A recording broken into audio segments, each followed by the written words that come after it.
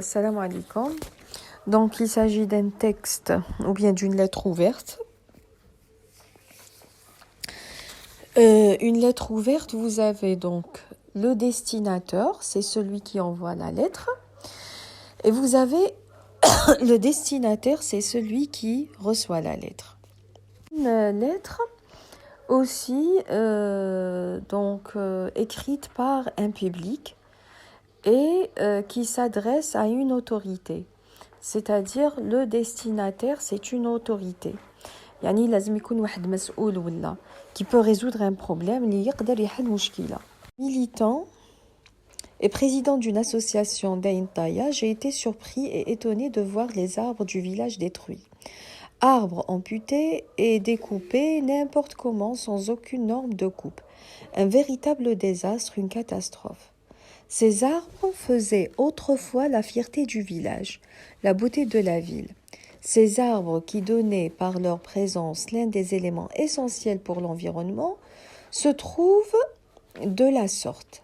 C'est désolant et malheureux. Ces arbres qui oxygénaient l'air et nous procuraient leurs bienfaits, nul ne contredira leurs vertus bénéfiques pour l'être humain en absorbant le gaz carbonique et dégageant de l'oxygène. Alors je me demande pourquoi les saccager de la sorte, sans tenir compte des normes et du temps. Ces arbres, du nom de platane et fucus, qui dataient de l'ère coloniale, que la commune doit protéger et soigner pour leurs bienfaits et pour le bien-être des habitants de la localité qui sont en train de mourir à petit feu. Ce qui m'a choqué le plus, c'est le comportement de ces gens qui sont censés protéger ces arbres et qui en veulent à qui que ce soit, pouvant leur prodiguer des conseils. Je voudrais saisir par l'occasion les autorités concernées, les spécialistes de la protection des arbres et des forêts, de réagir dans l'orientation de bien faire de ces gens qui prétendent avoir une relation avec l'arbre. Dans ce cas, pourquoi fêter la journée de l'arbre du moment que les gens l'agressent et le détruisent sans réagir? Qui parle? C'est le destinataire qui parle. Le destinataire, c'est l'association des trois frères Shahid. Ain Taya. Il parle à qui? Donc, bien sûr, il s'adresse, cette association, elle s'adresse à une autorité. Cette autorité, c'est qui? Ce sont les spécialistes de la protection des arbres. Donc, de quoi? On parle de quoi? On parle de la protection des arbres du village. Quel est le but? Ou bien quelle est la visée? C'est afin de sensibiliser les autorités concernées et afin qu'ils réagissent, bien sûr, et pour qu'ils fassent quelque chose pour protéger les arbres de cette commune. Donc, à travers cette lettre se dégage un sentiment de joie, de révolte, d'indifférence, d'admiration ou de regret. Donc, là, bien sûr, relevez les deux bonnes réponses. De joie, al-farha meshkitch. De révolte, donc, il se révolte, c'est-à-dire, ماشي عاجبهم الحلوي. D'indifférence, non, donc ils s'impliquent, ماشي معنى بالهمش, puisqu'ils ont écrit une lettre. D'admiration, bon, ماهمش مخلوعين, donc il n'y a pas d'admiration, c'est-à-dire, ما كانش حاجة اللي تعجبهم باش يتخلعوا. De regret, oui, il y a un regret, ils regrettent de voir leur ville en train de se dégrader ainsi, c'est-à-dire متأسفين. Voilà la question suivante. Classez les mots et les expressions suivants dans les colonnes correspondantes. Nous avons embellissement de la ville, abattage des arbres injustifié, découpage sans respect des normes, dignité du lieu, assurer le bien-être des citoyens et aucun respect pour le paysage. Donc, les arbres du village avant et maintenant. Là, c'est maintenant. C'est pas clair, mais c'est écrit maintenant. Donc, avant, comment ils étaient? Bien sûr, avant, ils faisaient l'embellissement de la ville. Donc, كانوا يشبوا oui, c'est ça, oui. La ville, dignité du lieu, le lieu, assurer le bien des citoyens et les citoyens, ils se sentaient bien. Mais maintenant, c'est abattage injustifié, découpage sans respect, la même chose, aucun respect pour le paysage. Suivante. Ces arbres qui oxygénaient l'air et nous procuraient leurs bienfaits, nul ne contredira leur vertu bénéfique pour l'être humain. Réécrivez cette phrase en commençant ainsi. Cet arbre. C'est-à-dire, on va remplacer le pluriel par le singulier. Bien sûr, on va dire cet arbre qui oxygénait AIT. L'air et nous procurait AIT, c'est bien fait. Nul ne contredira ses vertus bénéfiques pour l'être humain. Après, relevez dans le texte deux synonymes de détruire. Détruire, c'est iksar, saccager et agresser. Saccager, iksar, agresser, donc c'est la même chose.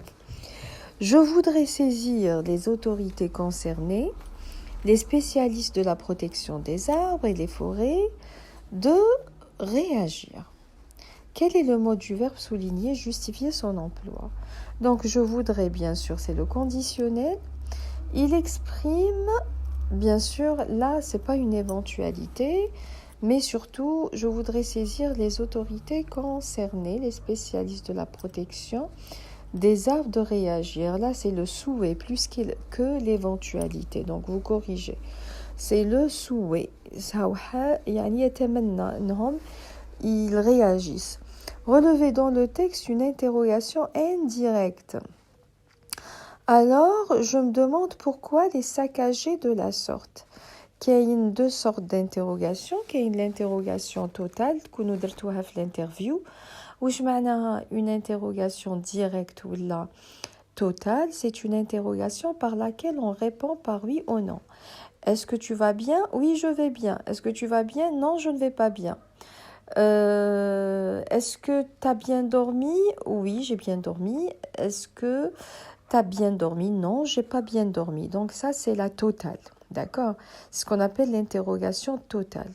L'interrogation partielle, ou bien l'interrogation partielle, c'est une interrogation sur laquelle on répond par une réponse. Pourquoi t'es pas venu? Donc je dois donner des explications. Je peux pas dire oui ou non. Je dois donner des explications. Je suis pas venue parce que j'étais malade et parce que, etc. Mais ici, on ne nous demande pas de relever une interrogation directe, partielle ou totale. On nous demande de relever une interrogation indirecte, c'est-à-dire directe, c'est une interrogation qui se termine par un point d'interrogation. La question. Mais là, non. Quand il s'agit d'une interrogation indirecte, non. Un verbe. Bien sûr, à partir de ce verbe, tu vas comprendre qu'il s'agit d'une interrogation. Ça, elle se termine par un point. Elle ne se termine pas par un point d'interrogation, comme ici. Alors, je me demande pourquoi les saccager de la sorte, point. On ne dit pas pourquoi les saccager de la sorte, point d'interrogation, parce que c'est une interrogation indirecte. Pour relever ou bien ajouter la formule de politesse manquant dans cette lettre. Il faut revenir au texte, vous allez trouver une formule de politesse. Veuillez croire, monsieur, le chef de l'association, à notre profond respect et considération. Bon, qu'il y a la formule de politesse, il y a également formule d'ouverture. Formule d'ouverture, c'est une formule par laquelle on commence la lettre, mais on termine la lettre. Par exemple, monsieur le président de l'association de la protection des arbres. Là, c'est une formule d'ouverture. Bien, je m'adresse à monsieur, donc là, c'est une formule d'ouverture. Formule de politesse, il faut qu'il y ait un certain respect, il faut exprimer un certain respect, une certaine politesse Donc là, par exemple, veuillez croire, monsieur le chef, à notre profond respect et considération. Donc voilà, vous êtes un membre d'une association de défense. Pour la production écrite, donc vous devez suivre bien sûr les consignes. Donc il faut qu'il y ait un destinateur, c'est celui qui envoie la lettre. Vous devez écrire également l'objet de la lettre, pourquoi vous avez envoyé la lettre, et le destinataire, vous devez le mentionner dans votre lettre. C'est qui? Vous envoyez la lettre à qui? Après, vous avez le corps de la lettre, vous écrivez pourquoi. N'oubliez pas que la lettre ouverte, c'est un texte argumentatif, un texte argumentatif. Vous allez trouver peut-être d'abord, ensuite, enfin, avec des arguments, c'est plein d'arguments. N'oubliez pas que la lettre ouverte est un texte argumentatif. Voilà, normalement, Inch'Allah, Rabbi ينجحكم. Assalamu alaikum.